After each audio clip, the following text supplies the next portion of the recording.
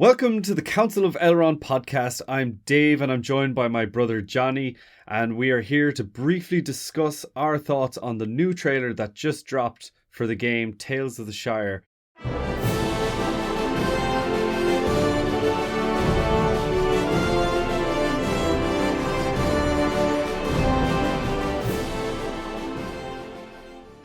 Don't forget to please give us a like and a review. And let's straight away get into it. Johnny, you literally watched the trailer about 10 seconds ago for the first time before we recorded. Yeah. So, well, first of all, how are you getting on? How are you doing? I'm good. I'm grand. I was a little bit under the weather recently, so apologies for if my throat is a bit rattly. I had a bit of the flu, so apologies for that.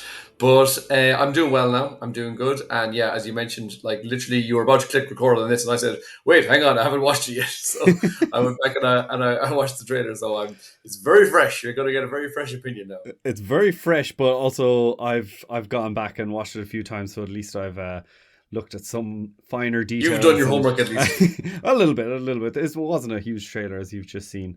It only took you like a minute to do, but also not just your sickness, but Johnny's dedicated and traveling on the road, so we don't have the microphone. So apologies for that, but don't worry. Normality will resume in the future, hopefully. So, yes, before we mention our final thoughts and expectations of the game, I just wanted to quickly run through what we do see in the game. And Johnny, I'll rehash your memory from 30 seconds ago to what you have just seen. So, I've already forgotten. So the trailer opens up and we get a narrator, and I can only assume that's Gandalf speaking, or it's an older gentleman, and he speaks of there are many tales of Middle Earth. And then we also get to see a little female hobbit, I think that it is, walking through the Shire. This could possibly be a protagonist, but as the game suggests, it's probably going to be, you'll probably pick, like, if you want to be a male or female, maybe you'll design your hobbit like in The Sims or something like that. We get a nice glimpse at the graphics and the art style. Johnny, first thoughts on graphics and art style. What do you think? Yeah, they're interesting. They're like kind of quirky, um, kind of like maybe more modeled to be aimed for like younger ages, like kids. But I think also, like, I mean, if you're a fan of that art style, maybe anybody could go for it. Like, so it's definitely, I think it's going to be very different to what we're expecting from the upcoming movie, The War of the Rohirrim. I think that's going to be a bit more maybe realistic. This one seems a bit kind of like, you know, almost, well, kind of like childish Disney, sort of like, massive eyes and like proportions that just don't make any sense realistically, but kind of endearing as well. And yeah, I thought it was quite interesting. It's very Cute. colorful, very cute. Yeah, Yeah. I liked. There was the scene where the main character, she was kind of like skipping along through the Shire, and then while she was skipping, it would switch from like spring to summer to autumn and to winter, and it was quite nice. It was just like all these like, but all kind of like warm feelings inside, and the warm colors being used, and yeah, just loads of color. That was my first takeaway. Yeah, I think that is, no one really knows what this game is going to be, and I hadn't a clue. Like, is it going to be? Mm. It's not going to be action. It's not going to be survival. It's not, like, no one really Just looks knows like it's what it going to be is. like. It looks like, well, again, it just looks, again, I'm just going off very first impressions here. It looks like it's going to be kind of like a Sims sort of a game where, Hmm. it was saying like, create friendships and, decorate your home and all this kind of stuff, build a bonfire. I don't know, like little things like you're just kind of going around and you're just sort of, I don't know, creating your home and your little base, and I don't know, and A maybe little you bit can like just, Minecraft or something, yeah, I'm guessing. yeah, or Age So of Empires or. yeah, so I don't exactly know what the mission or the aim of the game is, but we do see a little bit of the game mechanics in this trailer. We see a hobbit fishing and foraging friendships, and then literally foraging after that. We see her hand picking some mushrooms, going to a local vendor, cooking, and then eating. And then, yeah, we get a big scroll that says decorate your home.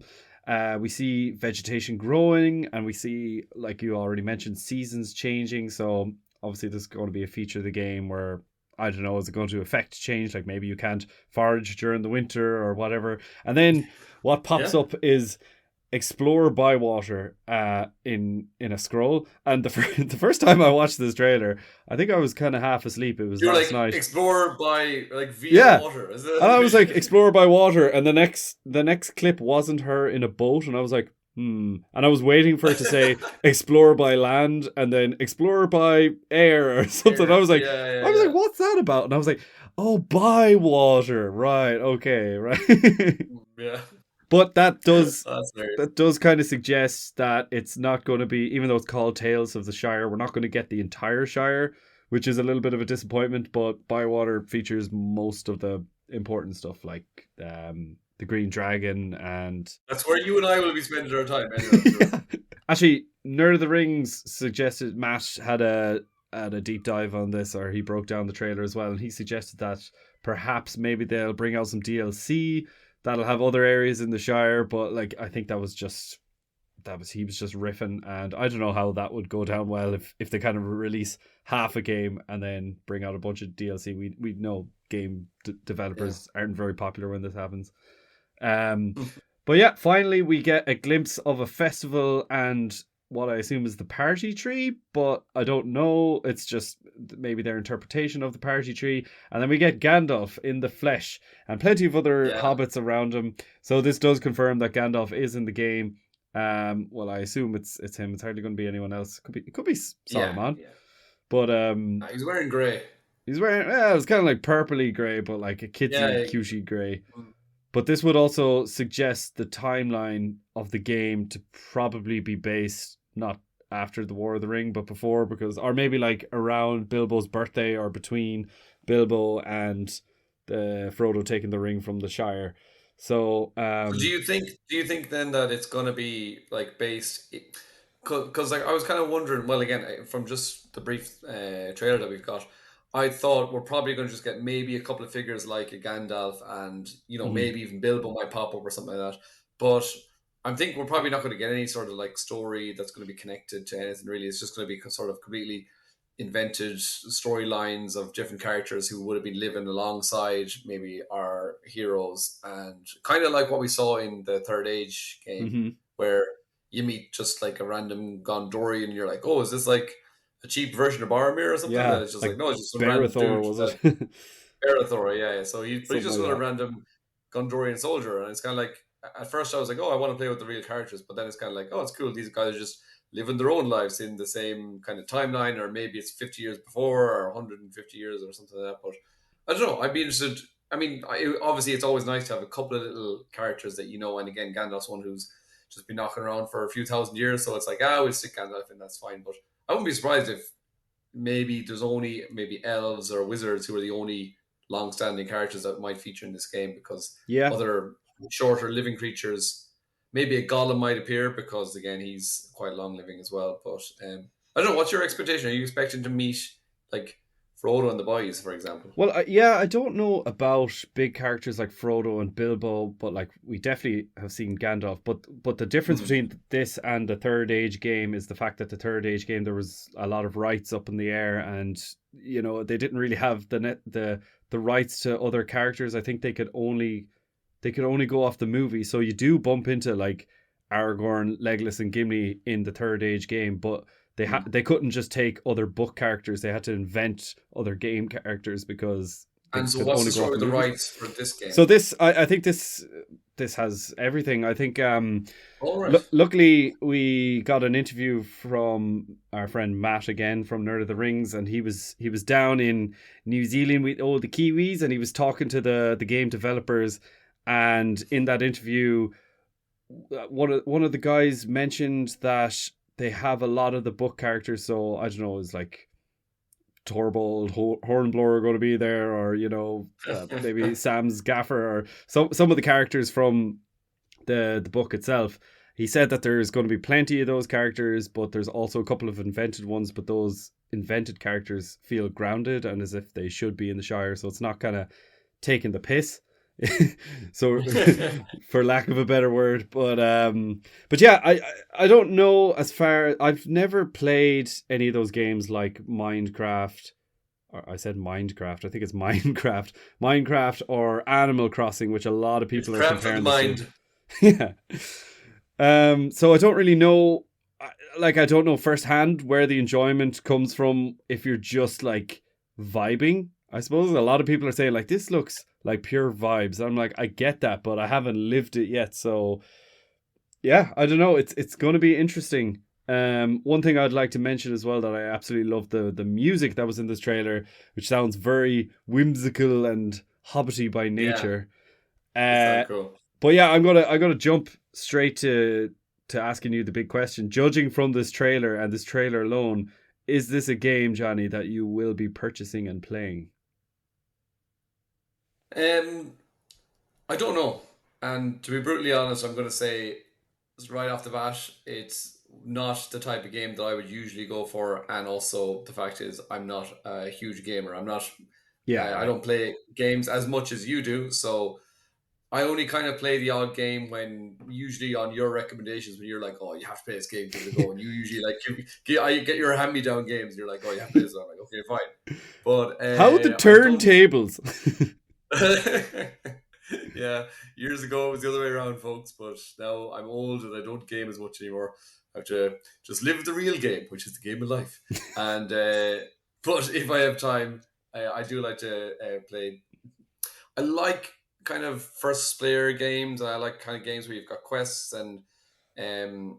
I mean, I loved the original Lord of the Rings games and the Third Age game. Again, this one, again, as I said, it looks like it's kind of aimed for a younger generation, and it's kind of had that kind of very kidsy vibe off it, just from the animation and the style. But I could be way off. And again, I'm just gonna not do my own research. I'm just gonna wait for you to play the game because I know you'll go out and get it. And I'm just gonna be like waiting for you to be like, "Oh, it's class. You gotta get it." I'll be like, "Okay, whenever you're finished, give me a go." Yeah, exactly. I did have a little note here that I said I think you would hate this game because we've often talked about before. I think we've talked about it on the podcast as well. How, for example, a game like Red Dead Redemption 2, which is unbelievable, has a brilliant story, like the graphics are insane and you can do all sorts of fun stuff, and I'm always saying you can sidetrack yourself with like shopping and fishing and styling your character, which you don't care about, and it seems like this is what this entire game is about. Yeah, Like it seemed to be like that, and I'm just like, when do I start the actual game and the missions and stuff? And it's yeah, like, like no, no, just keep trying on outfits, and I'm like, yeah, no, exactly. But no, I'm definitely not going to knock it until I try it because there's a huge market for this kind of stuff, and it is supposed to Mm, be aimed at a younger audience. But some of the positives that I've taken away from this game is, first of all, numero uno is it's Weta Workshop that are the developers.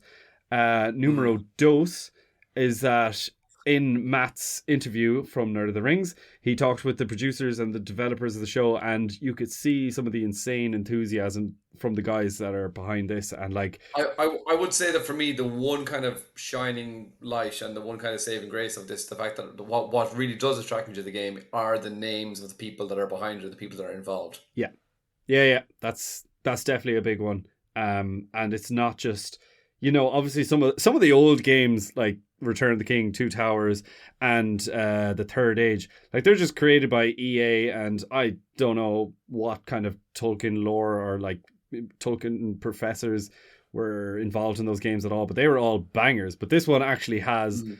like people that are through and through Tolkien fanatics. Numero tres. I sounded really, really bad there. Numero tres. Tres. I can't even say it anymore. Um, It is.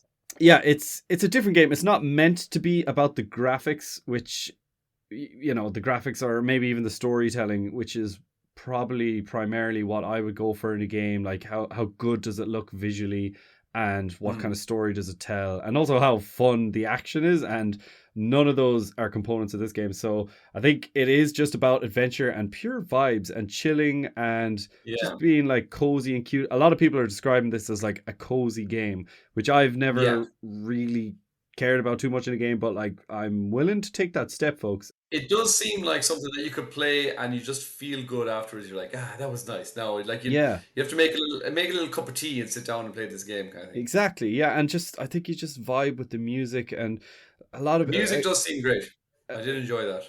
a game that I've never played, and we've talked about it before. By the way, check out our what is it, Games of Middle Earth podcast, because we discussed loads of games in that. And one of the games is Lord of the Rings Online, or Lotro.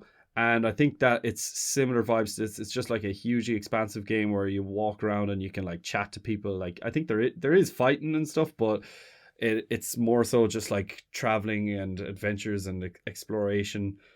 So I think that's where this game would have pulled a lot of its material from, or at least its inspiration.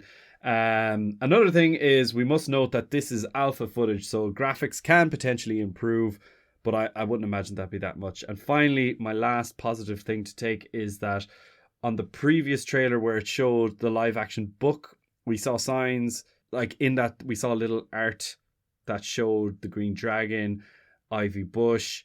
By the way, Ivy Bush is a pub that we've discussed in an upcoming podcast, and also Bywater, of course. So like it does look like it's going to feature a lot of places that we haven't seen in Middle Earth yet that are so synonymous with the books, and I think that's going to be cool. So I'm looking forward to that. Yeah, and again, it's like anytime there's any sort of opportunity out there that you can slip into Middle Earth, and especially if, like based around the Shire, like I mean, I am always up for that kind of thing. So as we said initially, that this isn't the kind of game that would normally grab my attention. Just the fact that it's got anything to do with Middle Earth and the Shire is kind of really something that would be hard to stay away from forever. So I was kind of like, I'm not going to rush out and buy it, but I'd say down the line I'll definitely be giving it a go. Yeah, when it's slated like the Gollum game and goes down to like $5.99 in your thrift store. I think this game, to be honest, I imagine it might be similar to the likes of Spyro. Do you remember playing Spyro back in the day? Where you where you explore and you adventure, and then you'll have like Gandalf stationed in your local village, and he'll be there to give you some tasks and items to find and secret places to explore. So it could be cool. And I don't know if it's going to be one of these things where you go around collecting rings or coins, but I think it could be fun. Yeah. Yeah, I reckon so. I think my opinion is that I definitely need another trailer and a price before confirming whether I'll buy. But I would imagine it's in the €40 range. And I think my curiosity will get the better of me unless I hear loads of early reports that it's terrible. But like, let's keep positive. As you said, from the enthusiasm that all the people working on it are coming out with, it seems like it could be good, because I think the Gollum one, there wasn't as much enthusiasm. Yeah, I don't know. That really seemed like a fan project. When I go back and look at like even the Twitter page, it seemed quite. I don't want to be bashing other games, but it didn't. Yeah, I don't know. Anyways, the less we say, the better. The less we say, the better. I think I'll definitely be giving this one a chance. Anyways, but Johnny, I previously vaguely hinted at an upcoming episode. What is happening with the podcast? What do we have in store for the folks at home? So Dave and I have been we have been on a bit of a hiatus, and we are aware of that, and we apologize. And life kind of got in the way there for a little while, and we were not able to get our weekly podcasts out, and we weren't able to do them to the standard that we wanted. So we just had to basically take a break there. So, but in the background, we have been delving greedily and deeply into the lore again once more, and we have been kind of working away in the background, and we are working on some new little bits and pieces for all the listeners, so hopefully we'll be able to share them with you all soon. Very good. You dirty lore. And when is it coming out? What's the date? The date is to be confirmed. Redacted. Yeah, similarly to the Tales of the Shire, we don't have a release date just yet, but we will have one soon, so stay tuned. And I can kind of confirm that it'll be 2024. No, it'll definitely be 2024. Some people had to go and, buy laptops and move countries and get new jobs and get married and, selfish things. Different bits and pieces, yeah. We won't mention who that was. Anyways, that's all from our very quick review of the Tales of the Shire trailer. So drop us a comment on what you guys thought of the trailer, and let us know if you plan on getting this on your console. We'll see you very soon, guys. All the best, guys.